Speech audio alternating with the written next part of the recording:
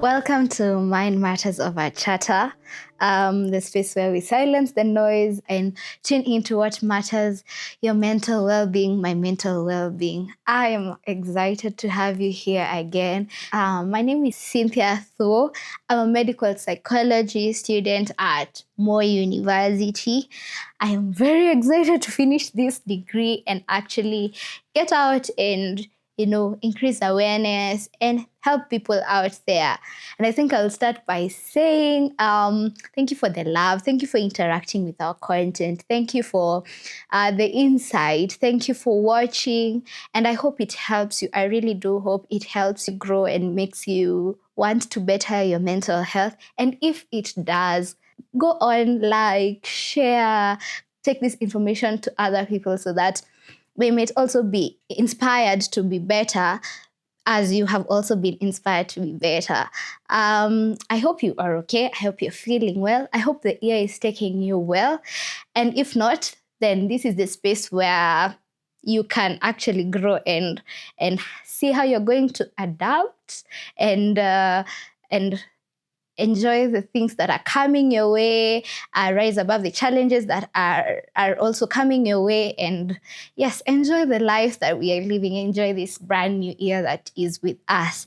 So I'm excited about today's topic. I am very, very excited about today's topic. And today we are going to be talking about how mental health feels different or looks different in men versus women. Yes, mental health is one, but it looks different. It manifests differently in men and in women. The challenges may be the same, the experiences, trauma, the pressure, but how the male and the female take these things and how they react to them and how they deal with them is different. And why is it important for us to know the differences? It helps us understand each other better. I think recently there's been an uproar of men ought to be more expressive, but maybe men are not expressive. They have a way to express and deal with their mental health. So how are these ways and what are they healthy and what is the good and how can we know our differences and embrace each other the way we are? So let's get into it. So when we talk about emotional expression, of course, in women, it's, can we call it better? Yes. Women tend to talk about their emotions. They're more comfortable asking for help. They cry. Women cry. I don't want to say men don't cry. And this is not a space of saying, this is what women ought to do. This is what men ought to do. No, this is just typical. Yes, crying is good, and we can see it mostly in women. Women tend to cry more, and that is a way of them releasing their emotions. So yes, they are able to feel easily and name their emotions easily. They tend to identify sadness, anxiety, joy easily and quicker, and that helps them, express their emotions faster than men. Men are socially taught to be strong, not to be very expressive. They're less likely to ask for help, and they always externalize their emotions, and especially the intense emotions like anger. So they will have outburst or they will withdraw, and they may be. And most of the time, more often than not, men tend to be unable to name their emotions, yes, and give them a name, because that's the first thing to doing how you're feeling is giving a name to your emotions. So that's just how it looks like in men. And then when we look at common mental health challenges, women tend to experience anxiety disorders, depression, post-traumatic stress disorder, what we call PTSD. Women tend to have more body image struggles, yes, due to the social construct of how an ideal woman looks like.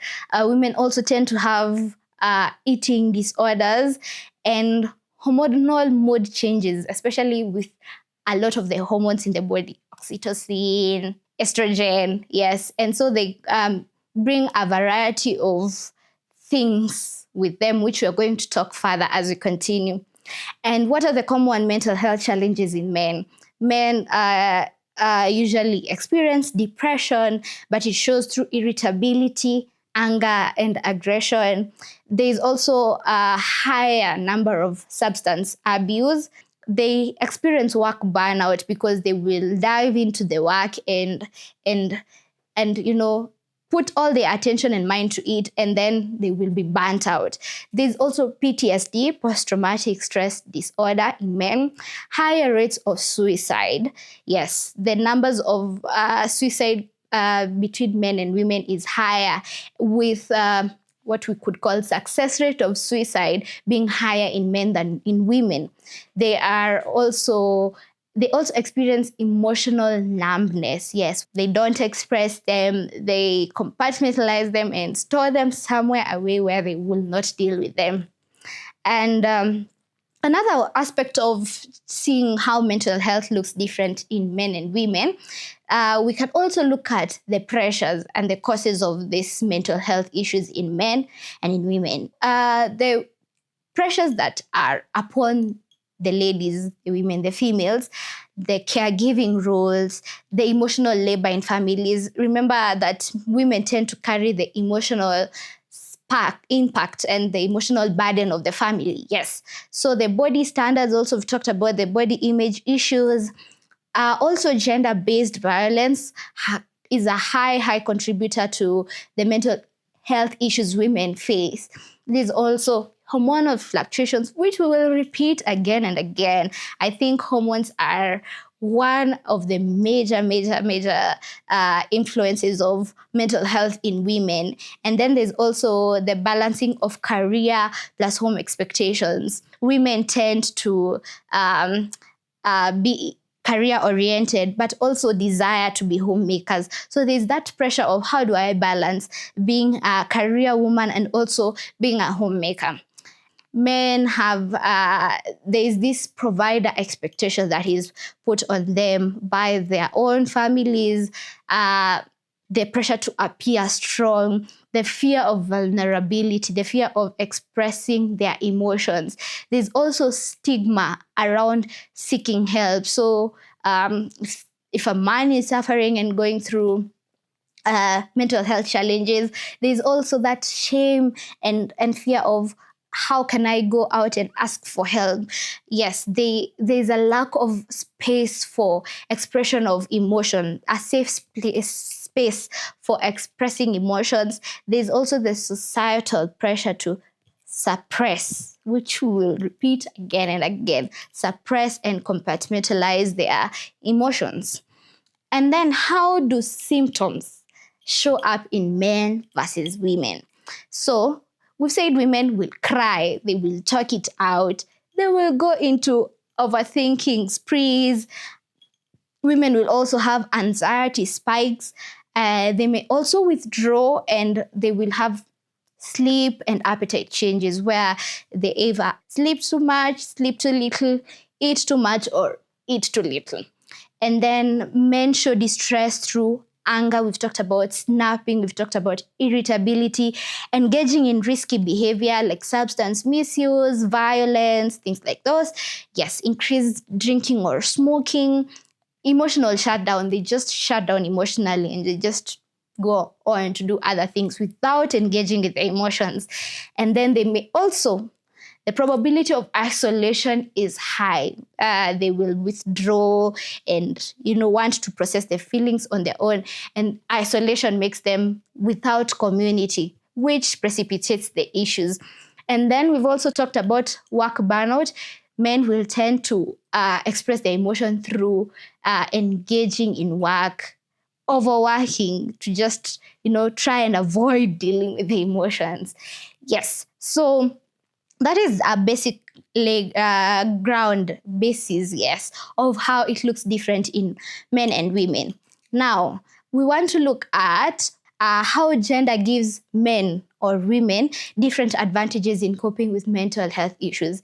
There are things that are intrinsically in a man or a woman that helps them be able to deal with their mental health better. So as we look at the advantages, we'll also look at what disadvantages them. But first, let's look at what intrinsically advantages women in dealing with and coping with mental health issues. One, we've talked about strong emotional awareness. Women feel easily, they label their emotions easily, they are able to express their emotions easily. They can actually say, I need help. They're able to process emotions instead of suppressing them. Yes, women also have better social support networks. You'll find women sitting together, talking and gisting and telling each other the challenges they're going through. Women are able to do actually that. You'll find a circle of girls just sitting around it and sharing their challenges. Yes. Personally, if I'm having a challenge, I'll just call my sister or call my lady friend. I'll be like, why are you? We need to sit and talk. And then I go and cry and talk about the things that are bothering me or express my joys. That's just how women are. So that is something that actually helps them. They talk to people easily. They're able to open up to friends easily. They're able to be vulnerable, and they are comfortable with vulnerability. Of course, there are a couple of ladies who struggle with vulnerability, but innately, women tend to be more vulnerable and open to talking about their issues than men and seeking support in their social circles. Yes.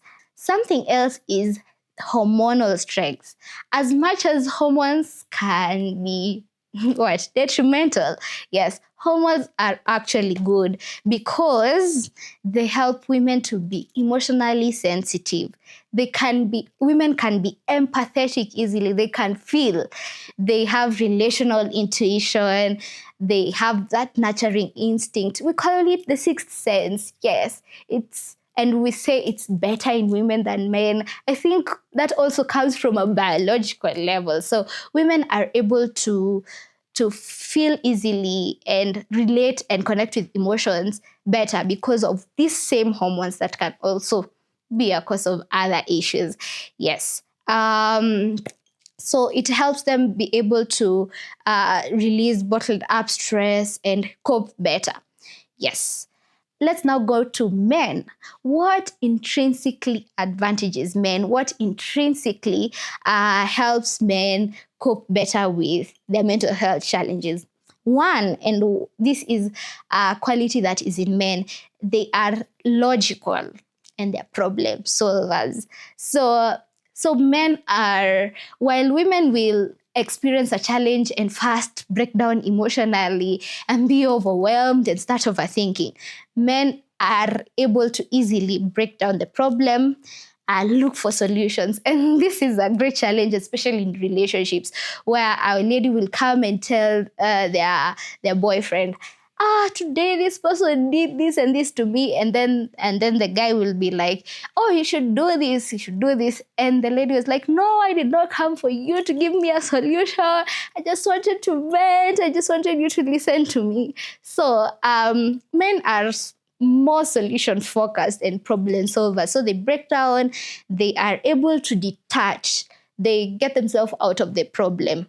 In my clinical rotations, and I was talking to my colleagues and we were saying, most of the times when patients come to the hospital and there is a very important decision to be made, maybe a life or death decision, men tend to be better at that because, let's say, for an example, a mother is sick and the children have come, adult children have come, and they need to make a decision that is life and death. So you find that women will maybe break down emotionally, go out and cry.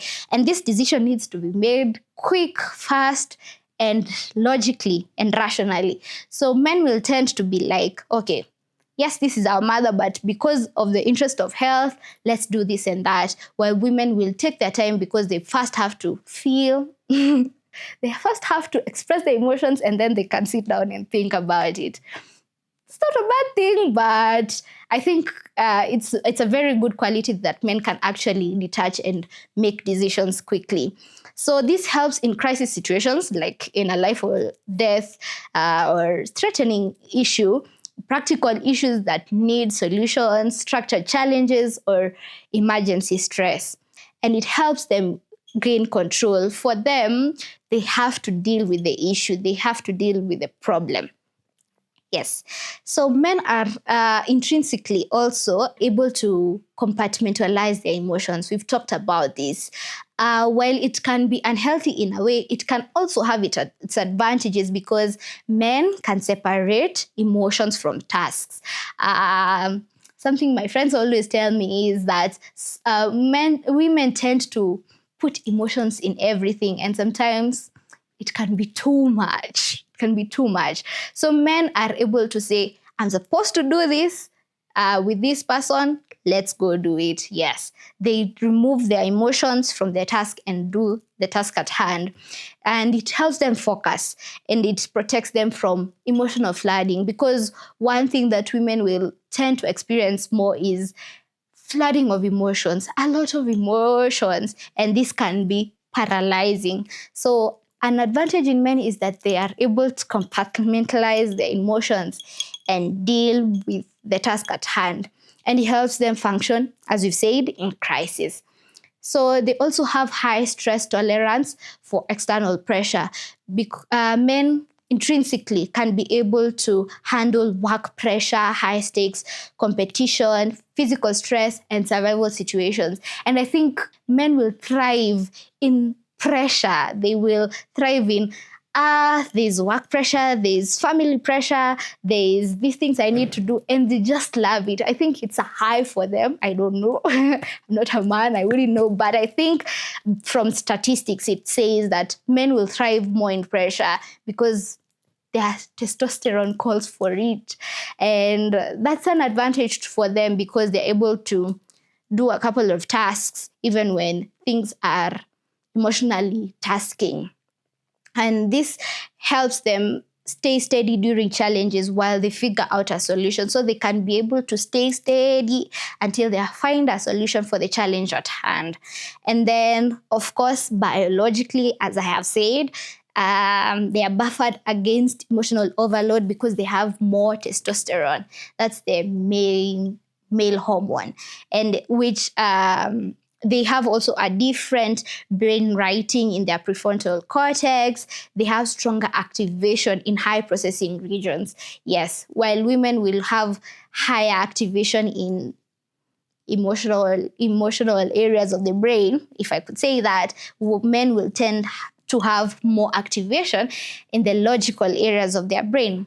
Yes, so men are also action-oriented. They cope through physical activity. So you'll find that a man may be stressed and feeling like things are too much, and then he will just go to the gym. He will go out and play and do, what do we call it, PS with the guys. He will go out, have fun, do sporting activities, or he will just take the hammer and just go around fixing things in the house. He will distract himself through tasks, which can be a very good coping mechanism because it helps them redirect all that pressure to something, to a physical activity. So it helps reduce stress hormones like cortisol. It calms the brain, it restores confidence, and it regulates mood through movement. So they use movement to regulate mood. And the world right now has made it look like that is a bad thing, that the fact that men don't sit with their emotions, think about what they're feeling and feel their feelings, because men tend to distract themselves through physical activity is a bad thing. No, it's not a bad thing. When it is a healthy physical activity, it is a good thing because it helps them, get out of the space, think quietly, get out of the box, and think of a solution to the challenge they are facing. So it's actually a good thing when it's done in the correct amount and with the right physical activities. So those are what intrinsically advantage men and women in dealing with their mental health. Now we go to the flip side. What disadvantages men and women in dealing with their mental struggles? So let's start with women, of course. The high emotional burden and emotional responsibility. Yes, women are socialized to care, to manage their home, to maintain emotional harmony in the house, and to keep relationships intact. And so they will tend to carry all that burden and internalize stress. They will internalize stress and take it inside than outside. So it makes them carry so much emotional burden of the house. We've also talked about emotional sensitivity. While hormones are good, the fluctuation can be very chaotic in a woman's mental health and even the body, because the menstrual cycle. Yes, of course we talk about it: menstruation, ovulation when a woman is high, and then there is the luteal phase when she's just there, and then follicle phase. So all these phases are a lot for a woman, and especially before periods, there's what we call premenstrual syndrome, where women will be having mood fluctuations, and it can go to an extreme of them having what we call premenstrual dysphoric disorder, which we will talk about later on. But this is an extreme of what we call the menstrual syndrome, where the moods are on the extreme and it can be very chaotic. Pregnancy. Yes, women will have a lot of emotions during pregnancy, after birth, which we call postpartum. Before menopause, it's a lot. These hormones, well, they are good, they can be a lot for a woman, and they can trigger also mental health issues in women. Also, we've said that women internalize issues. So they tend to develop anxiety, depression. They will blame themselves because they will internalize the problems that are going around. Women tend to be more perfectionists, and they will tend to overthink. They will tend to fall in the pattern of overthinking, and that can be quite detrimental. So instead of getting out the challenges outward, they suffer inward and quietly, which can be harder to detect. Yes, so they are taking it all in the name of tolerating and persevering, which can be detrimental. Most of the times, emotions have to be externalized in a safe environment. Yes, women will also tend to, and I say tend to, not always, be people pleasers and avoid conflict. So we've said they will tolerate, they will persevere in the name of, I don't want to fight with him, I don't want to fight with my parents, so let's not talk about it, let's not fight, let's keep the peace, let's be agreeable, let's avoid confrontation. And women will almost always prioritize other people's needs than their own, because they are intrinsically caregivers. So that can be detrimental because they ignore or minimize their own needs, leading to burnout. And that it will tend to make women become resentful, because they'll get to a point in life and say, I put everyone's needs before my own, and now no one is taking care of me.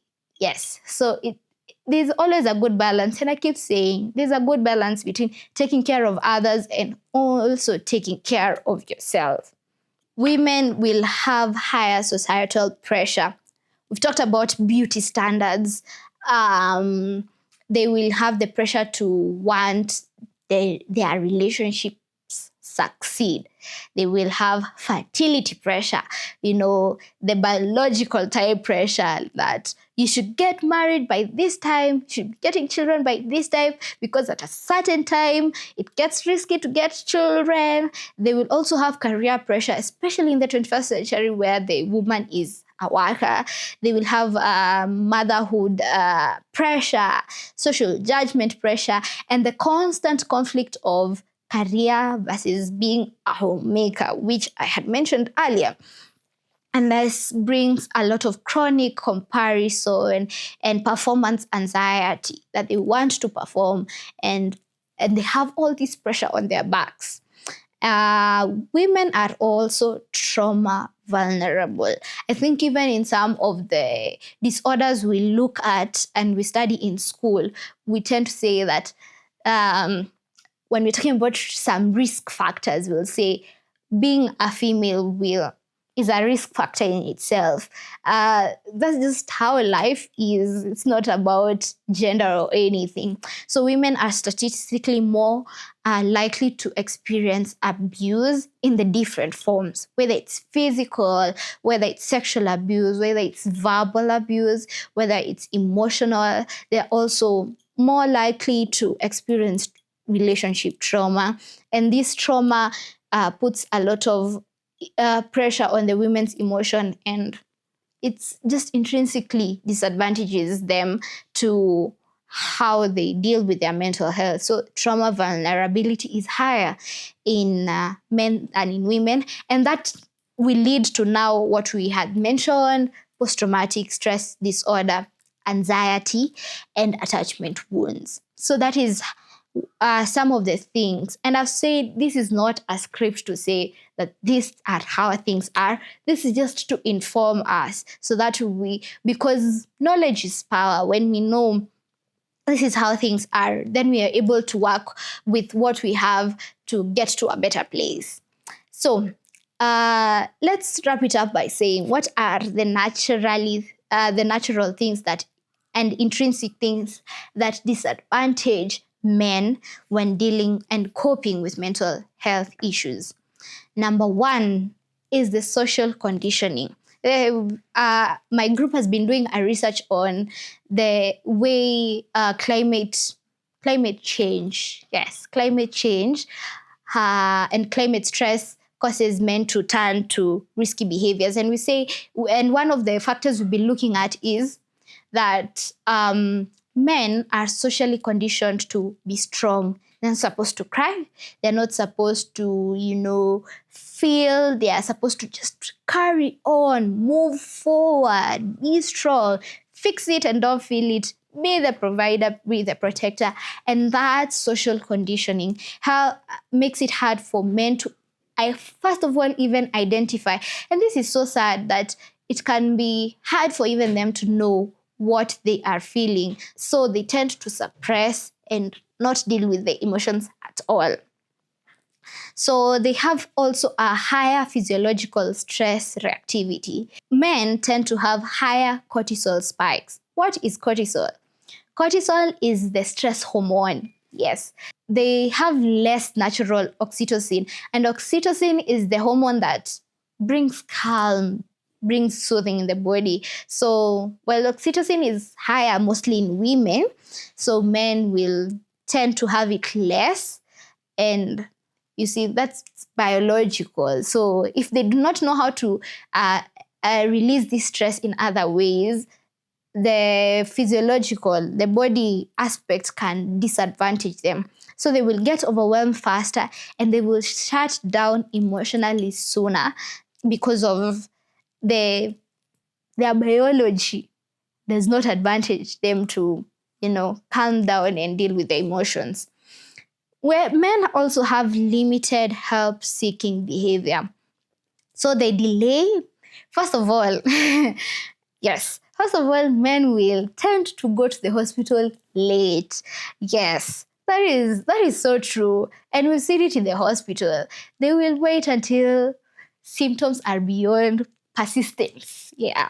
So they will come to the hospital late when the problem is worse, when things are escalated, then that's when they will seek medical help. And if it's that way with the medical, your health, the health of your body, think about it now psychologically. So they will seek help later, and they will use distractions or avoidance. They will just avoid the problem as a whole. I will not deal with the problem at all. And then they will normalize pain because every guy goes through it. Everyone goes through it. So I can also go through it. Well, in some places, you can just have to be strong and go through it.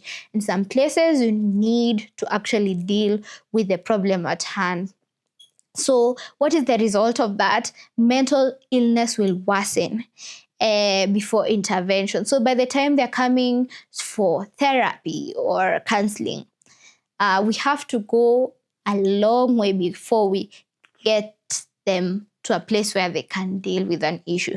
That is just to encourage every man out there to seek help in a safe space, that in a space that you feel is safe enough for you to express what is going on.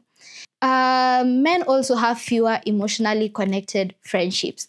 While men are good with their circles because their circles are very, fun. Let's go out, let's play games, let's, do that. These circles can also be places where they just don't talk about things. Yes, and I have seen that with my male friends. Men can find a way to incorporate, their humor and banter into how they're expressing their issues. It's important that we put conversations and difficult conversation in those spaces. Yes, we said for women it's easy. We can actually meet as women and not even laugh, just cry together. But men will be like, we don't do that here. We don't talk about those things here. So it's important to incorporate emotional depth in their circles in the way that is comfortable for them. Yes. And we've also said that their expression of the stresses and the mental health stresses is externalized. So they will struggle with expressing what they're going through by irritability, anger outbursts, risk-taking behaviors, substance abuse, and sometimes we will say that that's bad behavior. So their pain is often misread as bad behavior. They are unruly, they are rebellious, but they are actually suffering and they need help to get these emotions out. So this is not to label or to say that it's not possible to heal, it's not possible to deal with the issues that one is facing. This is to just educate us on what is innately in us and how can we work with what we have. Yes, not expecting you to cross these lines, but how can we work with what we have to get to a place of healing and growth. So men and women feel deeply, both of them, but the world teaches us that the different languages are not right. Yes. So if we can understand the differences, we can support each other better, break the stigma of seeking help, and actually create a healthier society. So I want us to know, as the name of this podcast is, your mind matters, your mental health matters, no matter who you are. There is a safe way to express what you are going through and get to a place of healing. So, if this episode helps you, please share. I think this is the one episode I will advocate. Let us share, let us get educated, let us know what is different and how we can embrace each other with our differences. Share it, like, comment, and remember, here at Mind Matters Over Chatter, we silence the noise, we quiet the chatter, and we tune into what matters: your mental well-being, my mental well-being. Thank you.